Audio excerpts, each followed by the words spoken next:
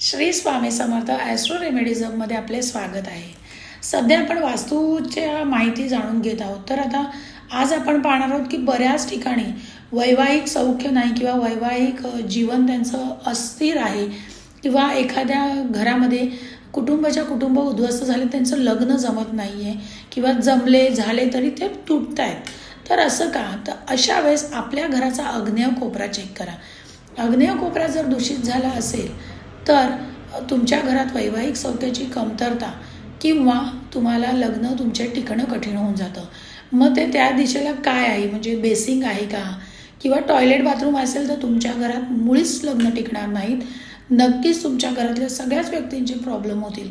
तर यावेळेस तुम्ही तो आग्नेय कोपरा कसा तुमचा व्यवस्थित करता येईल ते चांगल्या वास्तुतज्ञाकडनं बघून घ्या. धन्यवाद.